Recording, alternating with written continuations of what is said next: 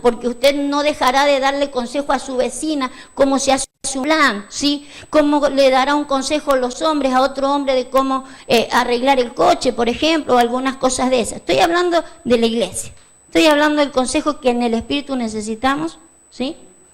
Que la iglesia tiene que aprender a recibir y a dar. Para eso está puesta la iglesia, ¿sí? Entonces quiero hablarle de ese consejo y para saber si es bueno o malo, tiene parámetros el consejo, para que nosotros podamos saber si el consejo que vamos a recibir o vamos a dar, ¿sí?, es de Dios, tiene parámetros. Por eso yo quiero que me acompañen ustedes, vamos entonces a hablar toda esta tarde del consejo. Quiero mostrarle, vaya a Isaías, mire qué rápido que es el Esword este. Fíjese, este capítulo habla del Señor Jesús. ¿Cómo se llamaba el Señor? ¿Cómo se llamaba el Señor? Jesús. Jesús se llamaba. Yo creí que no lo sabía, digo, ¿dónde estamos reunidos? Bueno, el asunto que acá encontramos que tiene otros nombres, ¿sí? ¿Por qué tiene otros nombres? Porque nombre es ¿qué? Propósito, propósito. Entonces por eso vamos a encontrar de que el Señor tiene otros nombres, ¿sí? Otros nombres. Voy a leerles los nombres. Vamos a ir a Isaías entonces 9:6. Dice, porque un niño nos es nacido, hijo nos es dado y el principado sobre su hombro. Y se llamará su nombre, fíjese, admirable, uno de los nombres. Consejero, otro. Dios fuerte, Padre eterno y príncipe de paz. 5 nombres que él tiene aparte del de Jesús. Fíjese, son 5 propósitos que tenía que cumplir Jesús en la tierra, ¿sí? 5 propósitos que tiene que cumplir Jesús en la tierra, de hecho los cumplió.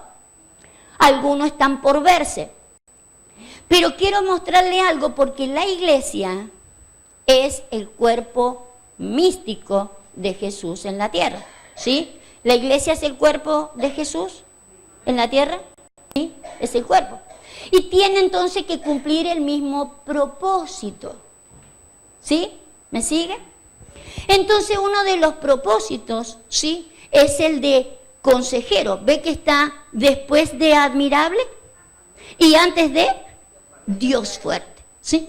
Entonces nosotros vamos a tener que cumplir esto que cumplió también el Señor Jesús y lo tiene que cumplir el cuerpo de Cristo en la tierra, ¿sí? El de aprender a recibir un consejo de Dios y aprender a dar consejo de Dios.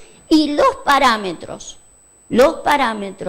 nos lo pone el propósito anterior, que es admirable, y el propósito posterior, que es Dios fuerte, ¿sí? Hasta aquí vamos bien. Bueno, ahora sí que viene el rollo. Primera de Pedro 3:9. Vamos a ir entonces a de que el primer propósito del Señor era de que fuera admirable, pero también el de la iglesia. Fíjese cómo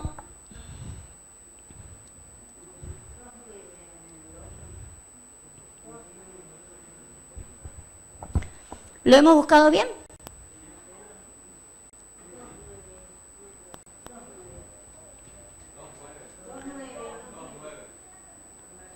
La de luz admirable. Fíjese, a ver dónde está. Los que tienen el Strong, ayúdenme. En el 2:9. A ver. Yo le di esa cita, yo me equivoqué. Vale, ahí está. Fíjese.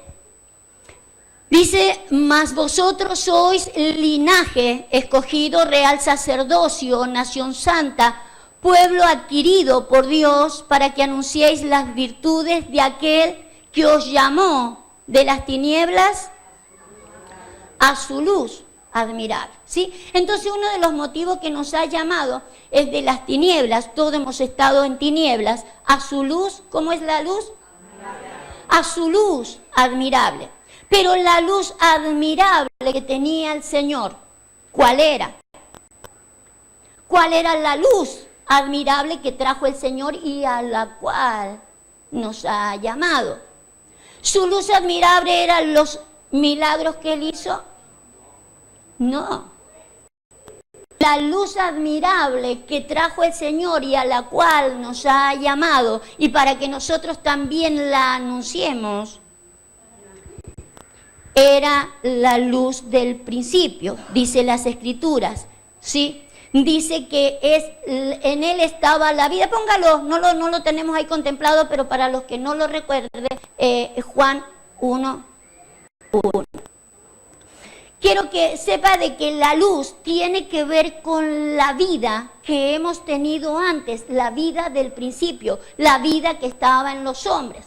Fíjese, en el principio era el verbo era con Dios, está hablando de Jesús. Este era en el principio con Dios, todas las cosas por Él fueron hechas, sin Él nada ha sido hecho. En Él estaba la vida, y la vida era la luz de los hombres. Entonces lo que Él venía a traer era aquella luz, aquella vida que estaba con Él, aquella vida del principio, aquella vida que había sido la luz de los hombres, ¿sí? Esa luz admirable Él la trajo, ¿sí? Él trajo esa luz admirable para que nosotros anunciemos que las virtudes de esa luz admirable, ¿sí? ¿Me sigue? Entonces, entre lo admirable que tiene que ver con esta luz, con esta vida que los hombres hemos tenido en el principio, ¿sí? Entre esa luz y el Dios fuerte, porque dijimos que consejero estaba entre admirable y Dios fuerte, ¿sí? Entonces los parámetros que nos dará para saber si el consejo es bueno, tendrá que estar un consejo que tendrá que estar después de que me hayan hablado de que yo tenía una vida en el principio, ¿sí? Porque eso es admirable. Pero después también, después del consejo, tiene que ser el para qué el consejo. Búsqueme Éxodo 25. Quiero mostrarle lo que es en Dios que sea fuerte. Un Dios fuerte. En Éxodo 25 está el Señor mostrando qué es lo que a Él no le agrada, ¿sí? Qué es lo que a Él no le gusta. Y dice, no te inclinarás a ellas ni las honrarás, porque yo soy Jehová tu Dios, ¿cómo es? Fuerte. Porque yo soy Jehová tu Dios fuerte y celoso, que visito la maldad de los padres a los hijos. Cuando habla del Dios fuerte, ¿sí? Habla de un Dios que es guerrero, que es valiente y que está dispuesto a pelear. Diga conmigo, a pelear una batalla. Una de las batallas que como Dios fuerte Él va a pelear es la maldad, ¿sí? Y la va a pelear con mucha fuerza y con mucho celo. La maldad. Él viene a visitar la maldad y no a decirle, oh, la maldad, te vengo a visitar, sino para batallar contra la maldad, ¿sí? Cada vez que Él viene como un Dios fuerte, viene a batallar lo que para Él es maldad. Usted sabe que en la Escritura se encuentran muchas cosas que para nosotros no son maldad y para Él sí.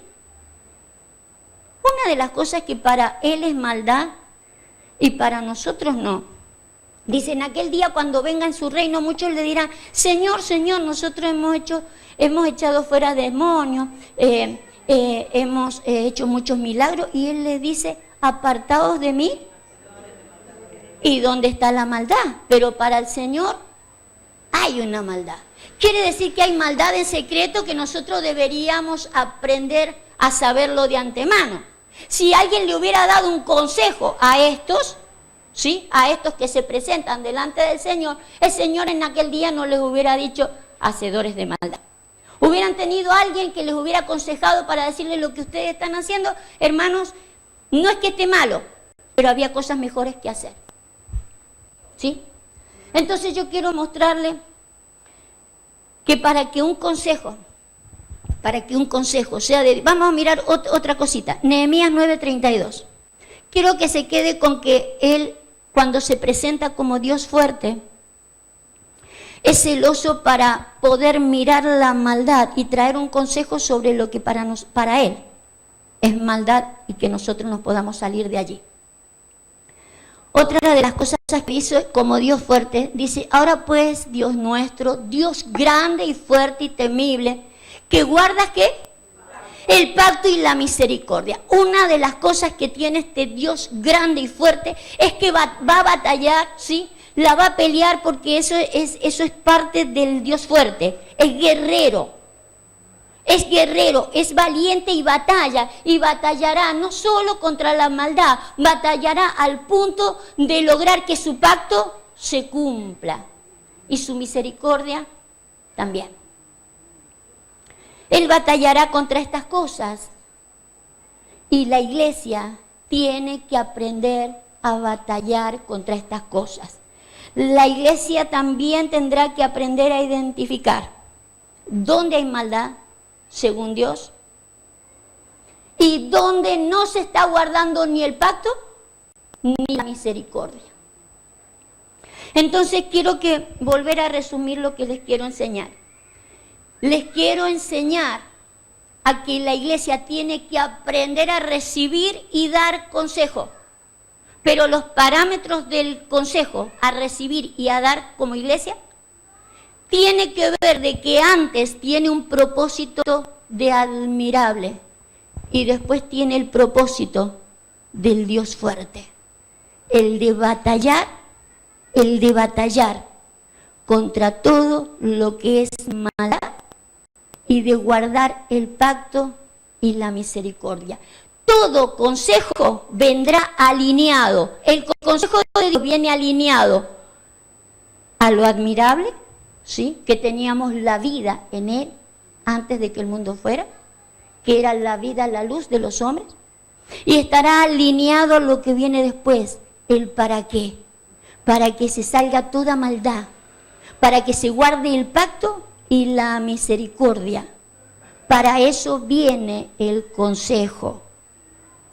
Por eso tiene que ser un consejo con altura, porque es propósito. Dijimos que no era un consejo para yo comprarme o no una casa o un coche o no. Propósito de vida. Un consejo para que yo viva la vida en Dios en la tierra. ¿Sí? ¿Me va a seguir por ahí entonces? Vale. No se me pierda en el camino. Vamos a leer a Job entonces, porque el hombre, el ser humano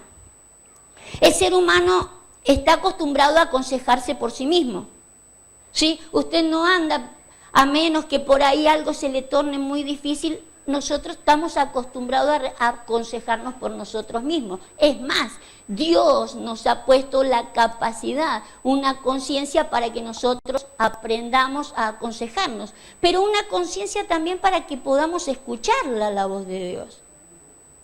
Dios ha puesto eso en nuestras vidas, ¿sí? Y lo vemos en el libro de Job. Fíjese. Dice Job, sin embargo, en una o en dos maneras habla Dios, pero el hombre, ese es un problemita. No es que Dios no hable, sino que el hombre no lo entiende. Le habla por sueño, en visión nocturna, cuando el sueño cae sobre los hombres, cuando se adormecen sobre el lecho. Entonces revela al oído de los hombres y le señala su consejo para quitar al hombre de su... Usted sabe que cada hombre tiene su obra, ¿sí? Y hay obras que no son malas, ¿sí? Y hay obras que sí son malas y que Dios tiene que quitarlos inmediatamente de ahí. Pero lo que tenemos que saber de que Dios, antes de la fundación del mundo, dice la Biblia que Él preparó unas obras para que anduviéramos en Él. Entonces, cuando Él viene en el consejo, una de las cosas que Él quiere que yo me prenda a las obras que Él preparó de antemano. Entonces yo, sin desprenderme a veces a lo mejor de las obras que estoy haciendo mientras estoy en la tierra, tengo que aprender a saber de que había unas obras que estaban puestas de antemano. Dentro de esas obras, sin lugar a duda, tendrá que ver con cosas que yo vaya a tener que batallar después, ¿sí? Entonces, para esto vamos a necesitar estar preparados porque dice que el Señor revela al oído de los hombres y les señala su consejo, pero el hombre no entiende.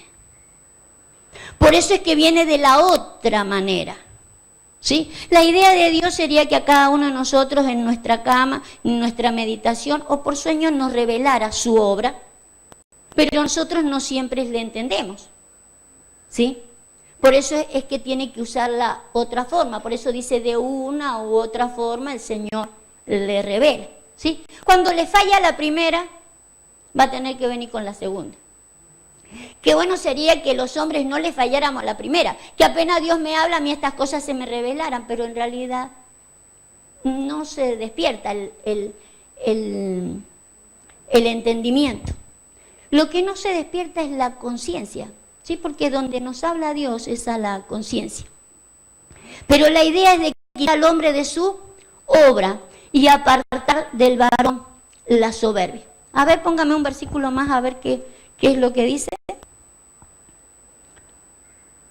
Vale, ahí nomás.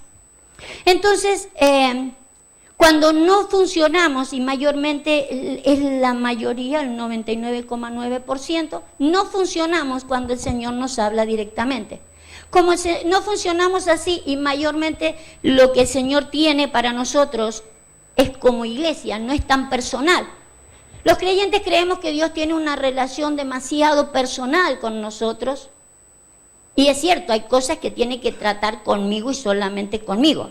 Pero a todo esto es para que yo me emprenda a su obra. Porque el trato de Dios es con la iglesia. Dios tiene una iglesia plantada en la tierra para que sea la consejera en el mundo, ¿sí? Por eso cuando no le escuchamos personalmente, él lo que tiene que hacer es hablarnos en el común de la iglesia, ¿sí? Ya no habla a mi conciencia personal, sino a la conciencia colectiva de la iglesia. ¿Me entiende? Que cuando nos ha reunido acá nosotros no es para hablarle a mi conciencia personal, sino a la conciencia de la iglesia. La conciencia de la iglesia. Usted nunca se sienta aludido personalmente, le habla a la conciencia de la iglesia. ¿Me entiende? Cuando el apóstol Pablo dice, tenemos la mente de Cristo, no es que uno la tiene como cuerpo deberíamos apelar a la mente de Cristo y a la conciencia de Cristo, ¿sí? Porque uno no es sin el otro acá, ¿sí? Entonces necesitamos despertar esa conciencia. En la primera carta a los Corintios, que el apóstol Pablo nos habla de la Santa Cena,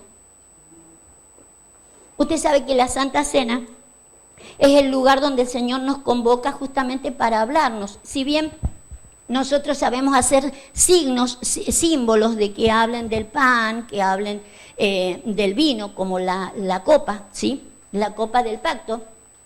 Es solamente un símbolo de lo que el Señor quiere hacer con nosotros, porque lo que quiere es que nosotros recordemos verdaderamente de que somos el cuerpo de Cristo, que cada uno somos un pedacito de pan del cuerpo de Cristo, ¿sí? Que cada uno está compuesto por esa copa o por el pacto que el Señor ha hecho con nosotros. Por eso el apóstol Pablo dice, cuando hagan esto, háganlo en memoria de mí o del cuerpo, ¿sí? No sea algo personal, sino en memoria del cuerpo, para que podamos recordar lo que hemos sido en cuerpo antes.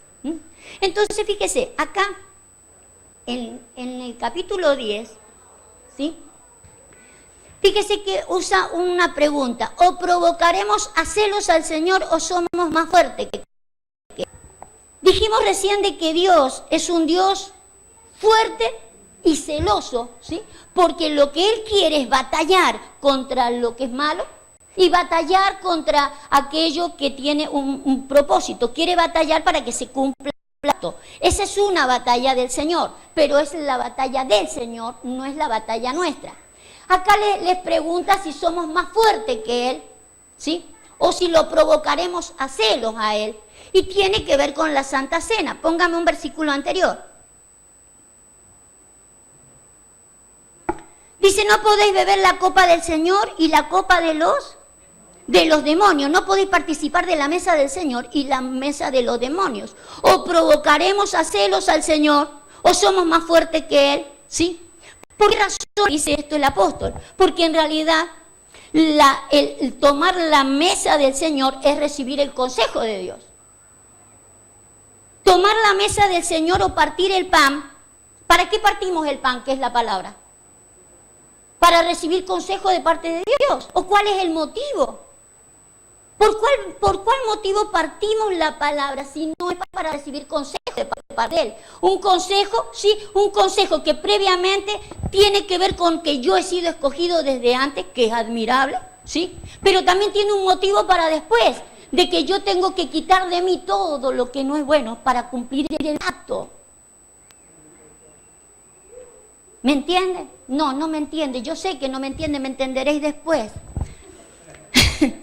Pero la pregunta es, ¿provocaremos a celos al Señor? ¿Sí? El Señor dice que Él es un Dios fuerte y celoso, ¿sí? Que visita la maldad. Él no quedará sin visitarle la maldad. Él verá una maldad en nosotros y nos visitará. Y le vuelvo a repetir, no para decir, te vengo a visitar maldad, sino para venir a quitarla. Él viene a batallar contra la maldad. Entonces la idea de Dios cada vez que nos sirve una mesa, esto es una mesa, no espere de que sirvamos los símbolos para que usted se siente en la mesa del Señor, ni para que usted no espere de que nosotros sirvamos una mesa, un vaso con vino para que usted se sienta tomando el pacto del Señor. La idea es que el pacto del Señor lo traigamos todas las veces. Pero cuando nosotros no recibimos el consejo de Dios, que suele suceder solo algunas veces, póngame el versículo que sigue. El verso que sigue. Acuérdese que todos los títulos están puestos por el hombre. Esto es una sola carta. Seremos más fuertes que Él. Dice, todo me es lícito, pero no todo. Todo me es lícito, pero no todo. Ninguno busque lo suyo propio. Ahora, cuando nosotros nos sentamos a la mesa del Señor, pero no comemos de su consejo, lo que nosotros podemos llegar a hacer, ¿sí? Es que yo diga, esto me es lícito, sin darme cuenta que no me conviene. Puedo decir, esto es lícito, esto no es malo, pero no. Y no edifica. ¿La iglesia está llamada a edificar? Si yo lo que elegí, si el consejo por el cual yo me dejé llevar no es malo, pero no edifica, ¿será un consejo de Dios? Yo le aseguro que eso no lo hemos recibido en la mesa. Bájeme un versículo. Bájeme 2 versículos. No podéis beber de la copa del Señor y la copa de los demonios. No podéis participar de la mesa del Señor. En otras palabras, no pueden participar del consejo de Dios. Las prédicas son un consejo de Dios. ¿Me entienden? Las prédicas son un consejo divino. O yo me apelo al consejo divino, o quién me está aconsejando a mí si no. Cuando la decisión que yo tomo, puede que no sea mala, puede ser que sea lícita, lo dice el versículo que sigue. Pero ¿y si no me conviene? ¿A ir a consejo de Dios? No. Si era lícito, pero yo lo que con eso hago, dejo de edificar al cuerpo, ¿era un consejo de Dios? No.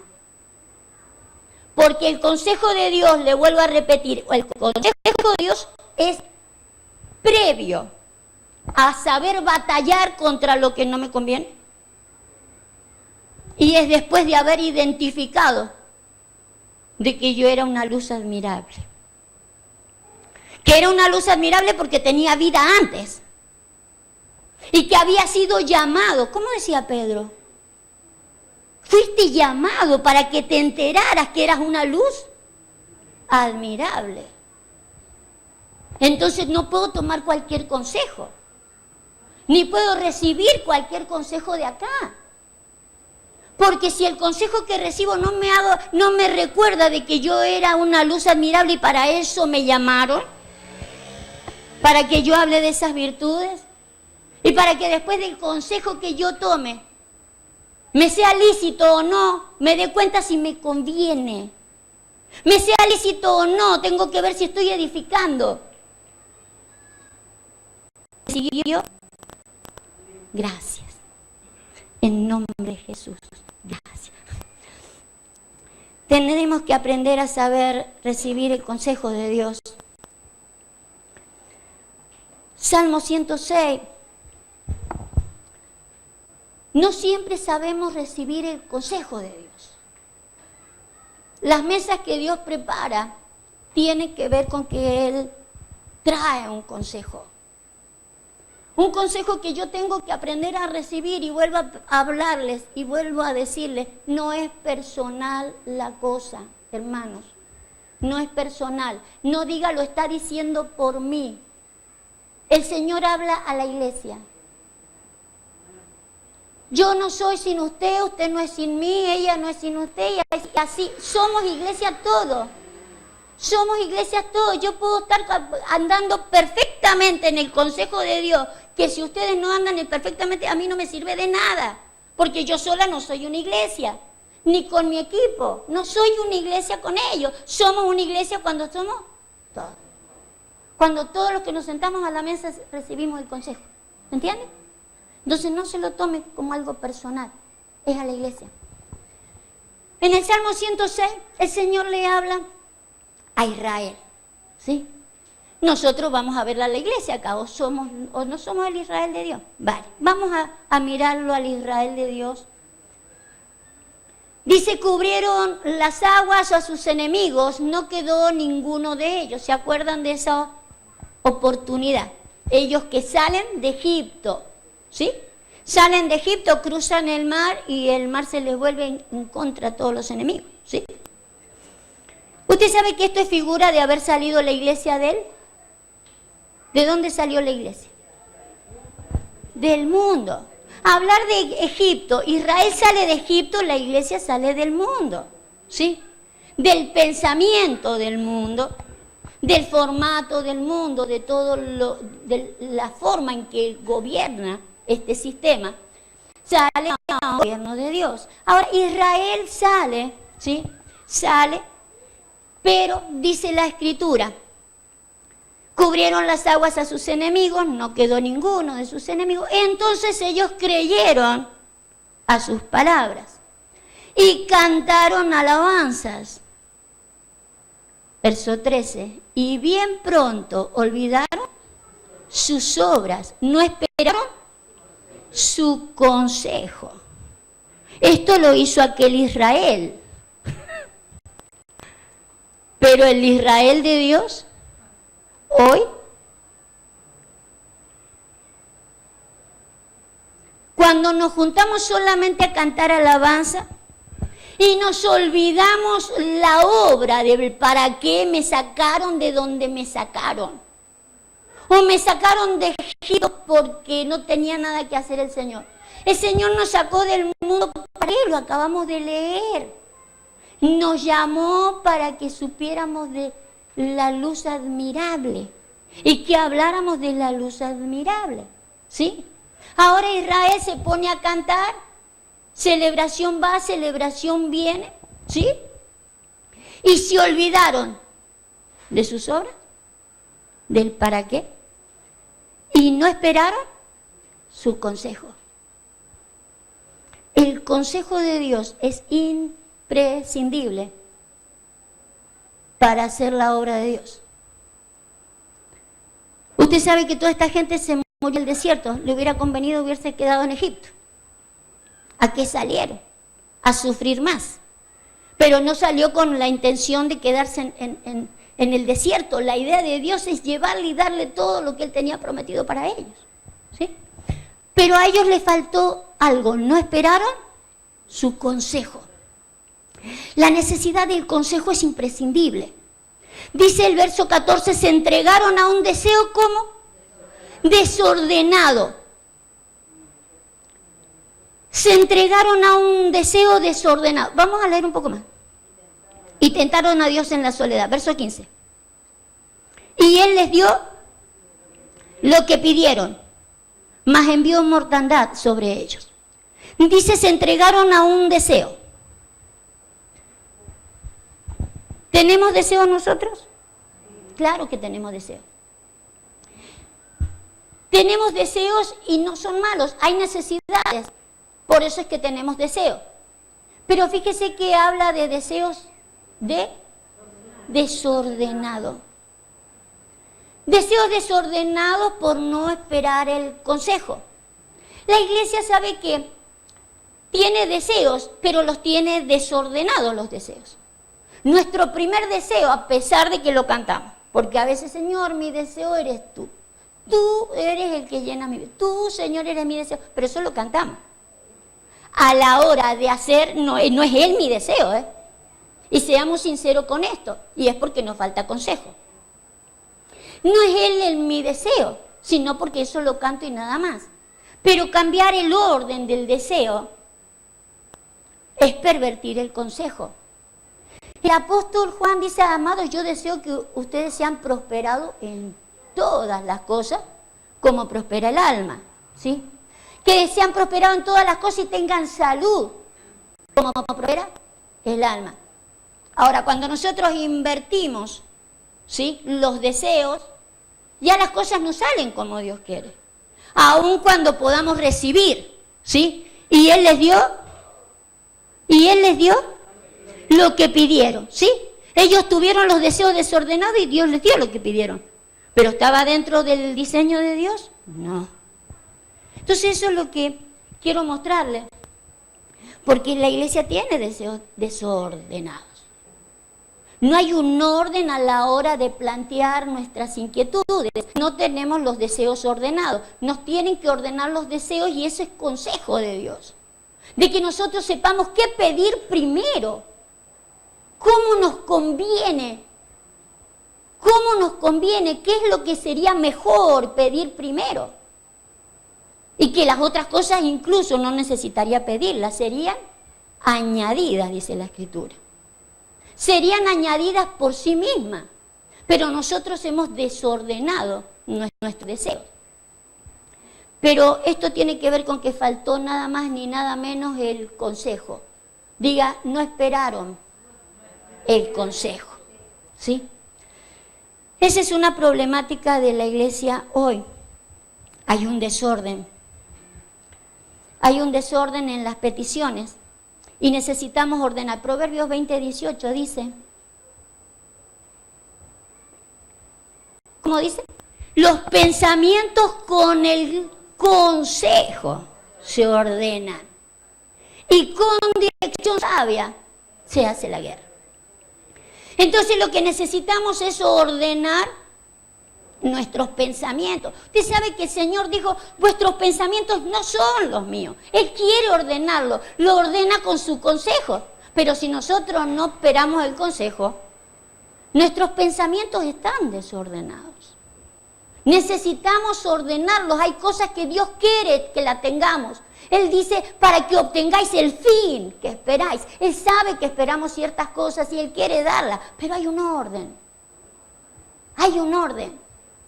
El consejo de Dios ordenará los pensamientos. Y no solo ordena los pensamientos, me gusta lo que ordena, o lo que hace, o lo que trae dirección a la guerra. Le trae una dirección a la guerra.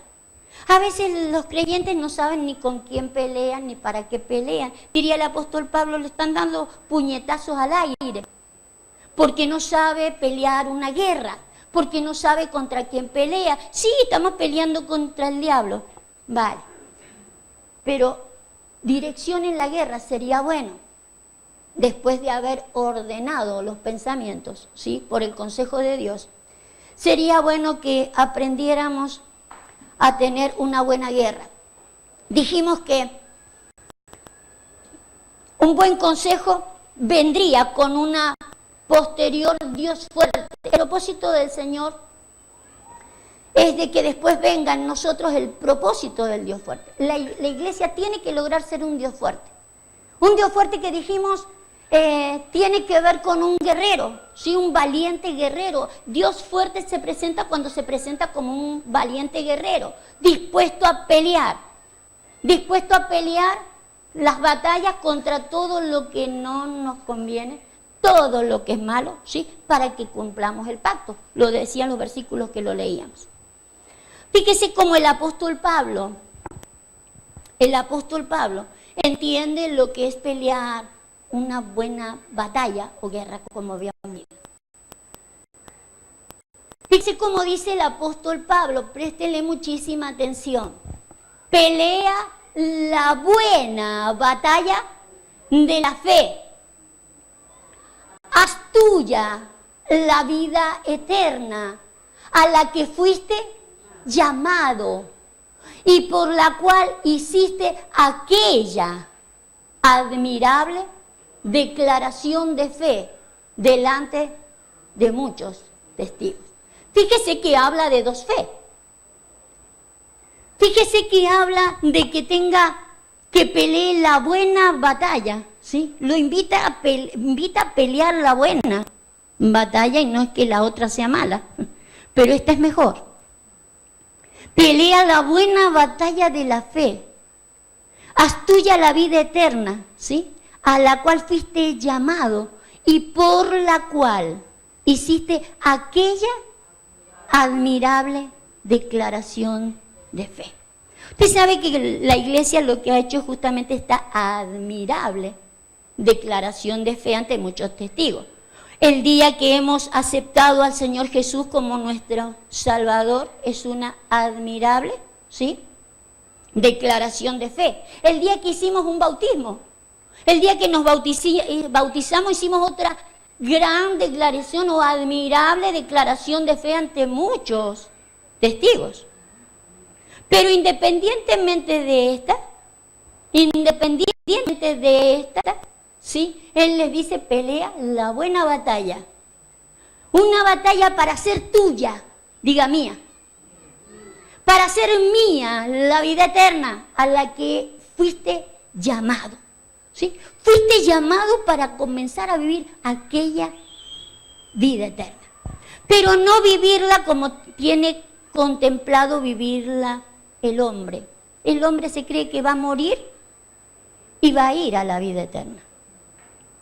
Yo le quiero recordar lo que es vida eterna. ¿Qué es vida eterna?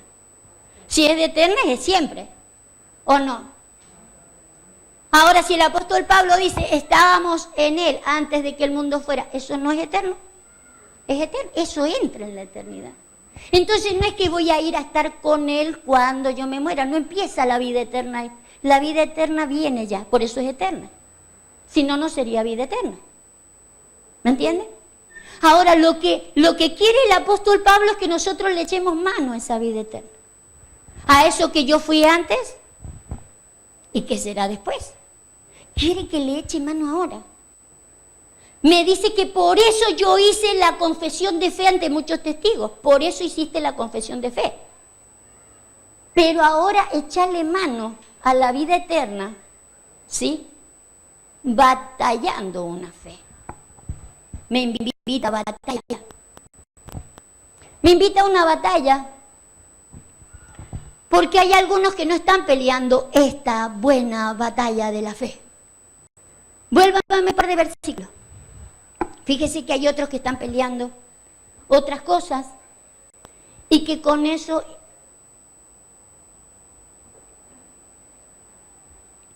por el amor al dinero y la raíz, porque el amor al dinero es raíz de toda clase de males. Por codiciarlo algunos se han desviado de la fe y se han causado muchísimos sinsabores. Desviaron la fe. No pelearon la buena batalla de la fe echando mano a la vida eterna primero. Si el Señor sabe que necesitamos dinero o el dinero es malo, dice ahí que el dinero es malo. Dice ahí que el dinero no lo necesitamos. ¿Qué es lo que dice ahí? Que el amor que el amor al dinero. Se desviaron de la fe. Las reuniones son para poder a ver cómo podemos prosperar. O quién prospera más o quién obtuvo más de parte del Señor. ¿Cómo es la casa que te dio a vos? Así no veas la que me va a dar a mí. Se desviaron de la fe. Nos desviamos de la fe en muchas cosas. Y una de las cosas que el Señor quiere es por el consejo. Por el consejo. Que nosotros batallemos lo que hay que batallar. Hay que batallar un montón de cosas porque si no nos desviamos del para qué. Del para qué nos llamó. Yo quiero recordarle, iglesia, como iglesia le hablo. Como iglesia le hablo. El Señor no nos ha llamado para que hagamos reuniones, ¿sí?, de prosperidad, de fe a la prosperidad. También le quiero recordar que si bien el Señor sana y prospera, por eso le cité el versículo. Yo, amado, yo quiero que seas prosperado en todas las cosas. Es el deseo de Dios. Y el dinero no es malo, pervierte solamente, cuando lo pongo primero. Pero aún la salud. El Señor vino a traer sanidad y cada vez que nosotros iremos a Él traerá sanidad, pero no es la prioridad. No cambiemos las prioridades. Batallemos la fe, ¿sí? La necesidad de batallar la fe va a ser imprescindible. Fíjese cómo dice, vamos a irnos a Romanos, ¿sí? Vamos a irnos a Romanos a mirar rápidamente. Fíjese cómo utiliza ahí el apóstol. La noche está avanzada y se acerca el día. Desechemos pues las obras de las tinieblas y vistámonos las armas de la luz. Entonces, fíjese, si vamos a batallar la buena fe, como dice un padre, como es el apóstol Pablo, ¿sí? Un padre que le da el consejo a los suyos y le dice, para eso ustedes han hecho la profesión de fe. Ahora vamos a batallar, juntos vamos a batallar la fe. La fe para poder echarle mano a la vida eterna. Si el Señor dice que estábamos en Él antes de que el mundo fuera, le vamos a echar la mano a eso. Vamos a volver a armarnos. Dice la Biblia, estábamos en Él antes de que el mundo fuera. Si ahora estamos en el cuerpo de Cristo, tenemos que armarnos de la misma manera en que estábamos en Él. Y tenemos que hacerlo con la fe. Y es una batalla. Es una batalla. Pero necesitamos librarla. Pero para librar esa batalla necesito buenos consejos. Para yo darme cuenta dónde las cosas no están bien hechas. En Israel vimos que salieron alabando y cantando y se olvidaron del consejo. Si somos una iglesia que solamente sabe alabar y se pasa las horas alabando y no hay consejo, no vamos a ningún lado. Necesitamos el consejo. Para librar esta batalla necesitamos armas de la luz. ¿Por qué le llama las armas de la luz? Entonces, porque si nos vino a traer la luz admirable, y la luz era la vida que tenían los hombres, nos tenemos que vestir con las mismas armas. Quiere decir que las armas no son carnales tampoco. Entonces, y eso lo dice el apóstol Pablo. Tiene que ser las armas de aquella vida que teníamos en Él, ¿sí? Si nos vistiéramos de otras armas, no lograríamos la misma batalla. Por eso necesitamos recibir el consejo de Dios. Vamos a ir a leer Génesis 29. En Génesis 29 tenemos un arma, y podríamos decir es un arma de luz. Acá está un padre, Jacob, dándole bendiciones a sus hijos. Y a uno de sus hijos le da esta bendición, el 24. Dice, mas su arco se mantuvo poderoso. ¿Es un arma esa? Es un arma. Y es un arma de luz. Él está hablando aquí a uno de sus hijos y le está hablando espiritualmente y a nosotros nos quiere hablar espiritualmente, ¿sí? Su arco se mantuvo poderoso y los brazos de sus manos se fortalecieron por las manos ¿de quién? Del fuerte. Por las manos de Dios se mantuvo fuerte el arco. Sí, sin la intervención divina, porque ahí es fuerte en mayúscula, y dijimos que el fuerte era Dios, Dios fuerte que pelea la buena batalla. Tenemos que pelear la buena batalla de Dios para saber a qué le damos, ¿sí? Dice, su arco se mantuvo poderoso y los brazos de sus manos se fortalecieron por las manos del fuerte de Jacob, ¿sí? Por el Dios de Jacob. Por el Dios de Jacob, que antes de fortalecerlo a su hijo, lo fortaleció a Jacob. Por eso aclara del fuerte, del Dios de Jacob. El mismo que lo fortaleció a él, fortalecería ahora a su hijo, al arco. Y utiliza la palabra arco, en vez de llamarlo por su nombre, lo llama como arco. Y acá tenemos un secreto que está en las Escrituras. ¿Sí? Bienaventurado el hombre que llenó su aljaba de hijos. ¿Sí? Los hijos son como saetas en manos de un valiente. ¿Sí?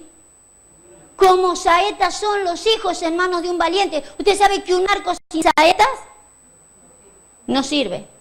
Pero tampoco las saetas sin un arco sirve. Se necesitan el arco y las saetas. Si los hijos son las saetas, ¿los arcos quiénes son? Los padres. Vio que está en misterio y está en secreto la palabra, pero es bueno conocer el consejo de Dios. Estas son armas de luz. Un arma de luz es reconocer la paternidad que fue dada, dice la Escritura, desde antes de la fundación del mundo. Vuelvo a repetir lo que dice Efesios. Escogidos antes de la fundación del mundo, predestinados para ser adoptados, hijos suyos. Adoptados para que aparezca un padre y que me lance como una saeta. Propósito de la iglesia. Y de en medio está el fuerte. Porque las manos para tensar un arco, no se podría tensar un arco si no está el fuerte en medio. Y para lanzar la saeta, no se podría lanzar la saeta entonces si no está el fuerte en medio. Para poder dar en el blanco, la Biblia dice saeta de salvación. Y a eso ha sido llamada la iglesia, a hacer salvación. La iglesia fue puesta en la tierra para hacer de salvación a los hombres. Pero necesitamos arcos y saetas, porque necesitamos las armas de la luz. Si las armas no son de la luz, y vuelvo a hablar, tiene que ver con las armas que nos revestimos de aquello que el Señor dice que éramos. Por eso necesitamos mucha fe en esto. Por eso se necesita batallarla la fe. Porque yo ahora tengo que creer de que estaba antes de la fundación del mundo, ¿sí? Que tenía a alguien que Dios me ha puesto en la tierra para que me adopte, para que sea mi padre. Y después de eso tengo que creer que yo tengo que preparar a otro. Necesito mucha fe. Hay que batallarla esa fe. Pero para batallar esa fe tiene que venir el montón de consejos. Consejo divino.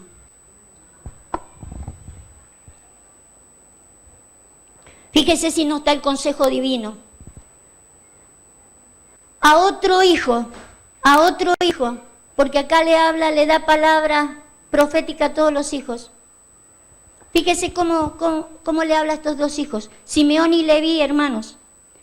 Armas de iniquidad. Estos no tienen armas de luz. La iniquidad la marca el hombre en la tierra. El hombre tiene iniquidad en la tierra. Por eso lo que estamos viendo acá, que las armas que están usando no son las armas predestinadas No están haciendo las obras destinadas antes para que anduviéramos en ellas. Son armas de iniquidad, armas terrenales. Verso 6. En su consejo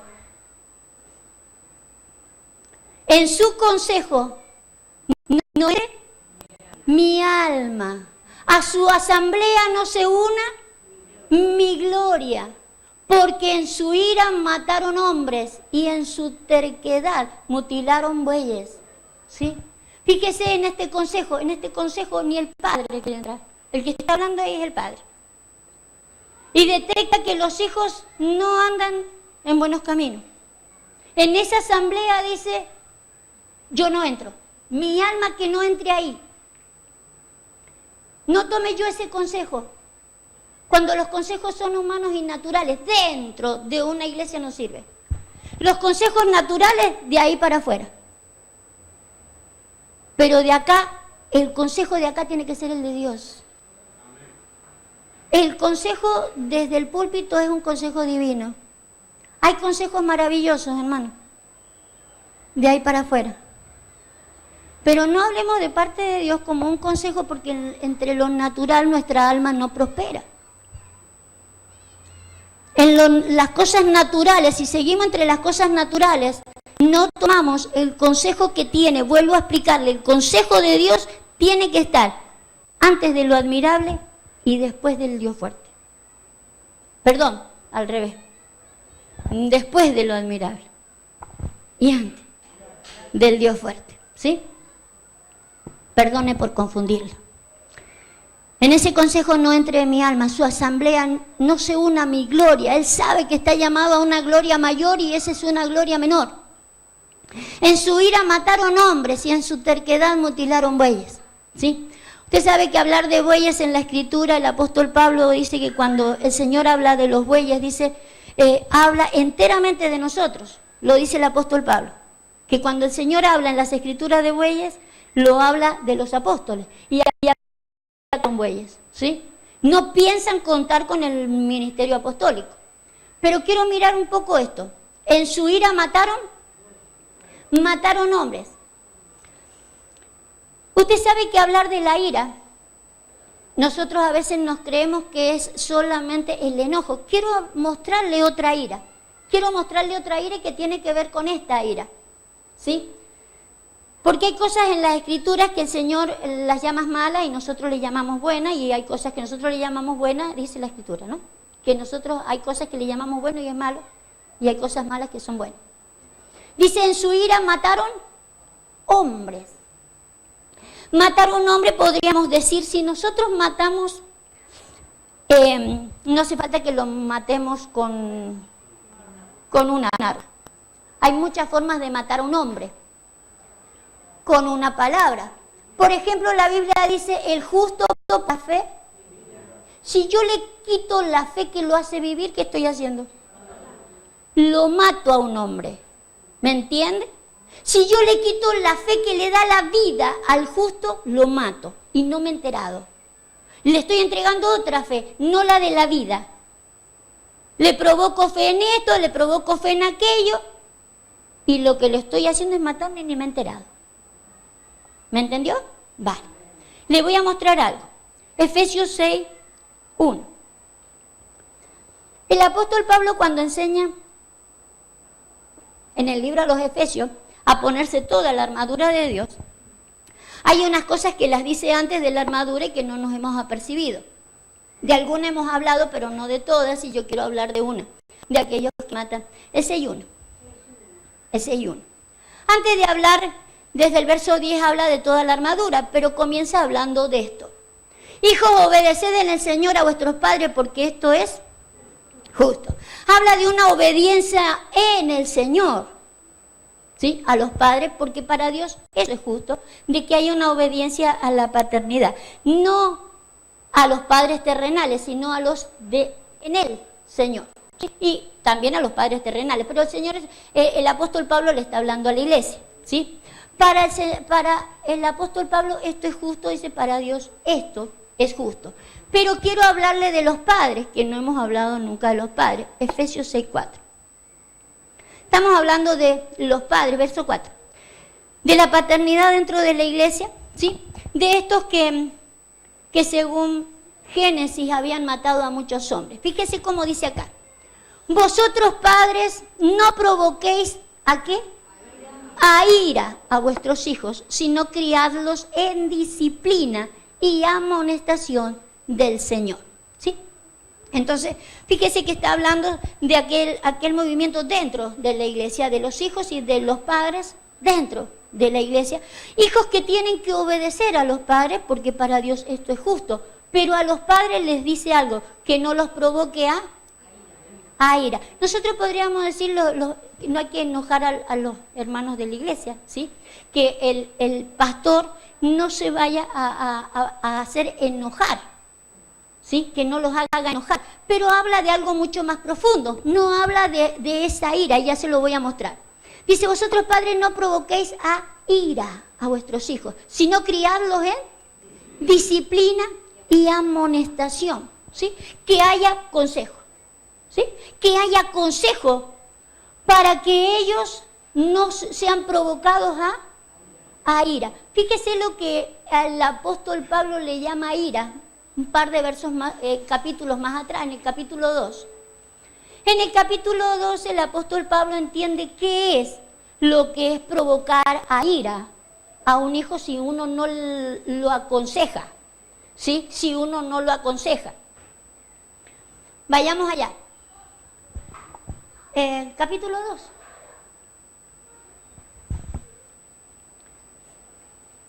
Capítulo 2, versos 2 y 3. Dicen, los cuales anduvisteis en otro tiempo, siguiendo la corriente de este mundo, conforme a la príncipe de la potestad del aire, el espíritu que ahora opera en los hijos de desobediencia, entre los cuales también todos nosotros vivimos en otro tiempo, en los deseos de nuestra carne, haciendo la voluntad de la carne y de los pensamientos, y éramos por naturaleza hijos, lo mismo que los demás. Si nos volvemos de ahí para atrás, ¿de dónde nos sacó el Señor? ¿De dónde hemos salido todos? ¿Ve que no me sigue usted? Lo voy a volver a leer, por favor. Póngamelo. El 3. El 3. Entre los cuales también todos nosotros vivimos en otro tiempo, en los deseos de nuestra carne, haciendo la voluntad y de los pensamientos, y éramos por naturaleza. ¿De dónde salimos todos nosotros? De la naturaleza de la ira. Todos salimos de la ira, pero haber salido de la ira, que de allí nos ha sacado a todos, el apóstol se incluye, nos ha sacado a todos de la ira, ¿sí? ¿Cómo estábamos? Haciendo la voluntad de la carne y de los pensamientos. Pero cuando yo no entiendo esto, cuando no lo he leído, que todos hemos salido de la voluntad de mi carne, mala o buena, no digo que todos los deseos de la carne son malos, pero cuando no estoy haciendo la voluntad de Dios, cuando mi pensamiento no es el de Dios, ¿sí? Lo que hago es estar en la ira, ¿sí? Ahora volvamos a lo que decía el apóstol Pablo. Padres, no provoquéis a ira a vuestros hijos, o sea, no provoquen que se vaya al mismo lugar donde estaban. ¿Cómo estaban? Con los pensamientos con sus propios pensamientos y con su propia voluntad. ¿Es sí o no? ¿O lo leo yo sola eso? ¿Lo estoy leyendo yo sola ese consejo? Cuando nosotros no somos aconsejados, disciplinados y amonestados en el Señor, nos volvemos al mismo estado en el que estábamos antes de que el Señor nos llamara. en nuestros propios pensamientos, o sea, en nuestros propios consejos. Nos aconsejamos nosotros mismos y andamos en nuestra propia voluntad, no en el consejo de Dios. Ahora, la orden de un padre es no provoquen a eso. Hagan algo para desvirtuar de que cada uno ande según su pensamiento. Y lo único que podemos hacer para no andar en nuestros propios pensamientos es recibir consejo de parte de Dios. Por eso la disciplina, por eso la amonestación del Señor. Si usted leyera en el original la palabra disciplina, es enseñanza, tutoría, que es justamente lo que queremos hacer acá, ¿no? De que haya un discipulado, que la gente conozca, que conozca el consejo de Dios. Que conozca el consejo de Dios para que pueda entender a qué hemos sido llamados. Y quiero terminar con esto. El Salmo 24. Quiero terminar porque le dije que esos eran los nombres del Señor, o el propósito del Señor. Admirable, consejero, Dios fuerte, Padre eterno, príncipe de paz. Nos quedan varios. Pero es imprescindible el consejo. La iglesia está puesta en la tierra para ese propósito. Ser una consejera. Recibir el consejo y dar el consejo. Para eso estamos puestos en la tierra. Por eso le decía, el consejo vendrá después de entender qué es lo admirable. Es la luz de Dios. La luz en la que estábamos todos, la vida del principio. Y lo que viene después del consejo es poder batallar todo lo que no me conviene y que vaya en contra del pacto de Dios. Usted sabe que el pacto que el Señor ha hecho con nosotros es eterno. Es eterno. Todo lo que vaya en contra del pacto hay que batallarlo.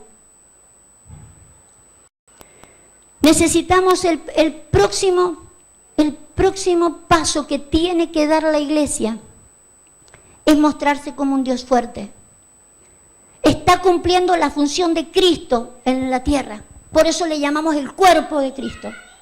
Si es el cuerpo de Cristo, tiene que manifestarse como el cuerpo de Cristo. Él es la cabeza y la estamos dejando mal. El cuerpo tendría que responder con la cabeza. Que la cabeza dé el consejo y el cuerpo responda. Fíjese lo que dice el 24:8 de este salmo. Dice, ¿quién es este Rey de gloria? Jehová el fuerte y valiente, Jehová el poderoso en batalla. Alzad, oh puertas, vuestras cabezas, y alzaos vosotras puertas eternas. ¿Sabe qué miraba yo ahí? Que nosotros vamos a cumplir el propósito como iglesia del Dios fuerte, que es el propósito que viene después del consejero. Después del consejero viene ese propósito o ese nombre, Dios fuerte. Para que la iglesia se presente como un Dios fuerte, tendrá que verse estas respuestas. Que se alcen las puertas eternas. Si no se alzan las puertas eternas en los hombres, es porque no entró el Rey de Gloria. Habrá que enseñarle a levantar las puertas eternas a la gente, pero va a tener que comenzar la iglesia. Porque se han levantado todas las puertas, menos las eternas. Tenemos que levantar las puertas eternas para que entre el Rey de Gloria. Pero la iglesia se tiene que manifestar en la tierra como el Cristo, como un Dios fuerte. El cuerpo místico de Jesús tiene que hacerlo. Pero para eso hay que alzar las puertas eternas. Yo quiero que oremos por esto. Las puertas eternas son las puertas de nuestro corazón, hermano. Son las puertas de nuestro entendimiento. Son las puertas de aquello que hemos sido. el hombre no tiene claridad de la eternidad. Por un lado, porque no ha recibido el consejo. Pero otros que hemos recibido el consejo no queremos batallar. Cierre sus ojos por un momento porque vamos a orar por esto. Señor, te bendecimos en esta hora. Te damos gracias, Señor, por tu consejo. Señor, sabemos que muchas veces tu consejo ha venido a nuestras vidas y quizás no le hemos echado mano. Solamente hemos mirado, Señor, si lo que íbamos a hacer era lícito o no. Solamente hemos cuestionado si realmente me convenía o no. Pero no me di cuenta de que en realidad no edificaba nada. Y que en conveniencia personal al final me perjudicaba.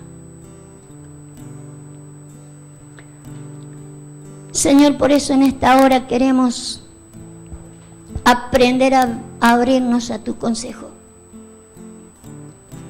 Porque tu consejo, Señor, nos ayudará a batallar. Nos ayudará a batallar la buena fe. Podremos pelear aquello que haya que pelear. Aquello que está ocupando lugar en nuestras vidas. Señor, queremos sentarnos delante de tu presencia para pedir en esta hora la fuerza. Señor, vengan tus fuerzas en esta hora. Las fuerzas dentro de la iglesia, oh Dios, para poder entensar arcos, para poder sacar las armas de la luz, Señor. Oramos para que deje de haber armas de iniquidad dentro de la iglesia. Oramos para que no hayan padres que provoquen a ira por la falta de enseñanza, por la falta de amonestación. Señor, no queremos provocar a que los hombres vuelvan al mismo estado en el que estaban, dejándose llevar por sus propios deseos y sus propios pensamientos, volviendo al mismo estado en el que estábamos. Señor, queremos echarle mano a la eternidad. Queremos apercibirnos de que fuimos llamados a ver tu luz admirable en nuestras vidas y poder hablar de estas mismas virtudes. Señor, tu iglesia en esta hora se presenta delante de tu presencia con este fin, porque queremos ir al próximo estado, a la próxima etapa, al próximo propósito, el de presentarnos delante de toda la tierra como el Dios fuerte, para que se levanten, Señor, todas las puertas eternas, en el nombre de Jesús. Te bendecimos, Rey. Te alabamos por todo lo que harás. Señor, estamos batallando con nuestra fe. Queremos decirte, Señor, que creemos en todo lo que harás. Te decimos, Señor, que nuestra mente y nuestro corazón está dispuesto para creer en todo lo que tú quieras que creamos. En el nombre de Jesús. Amén.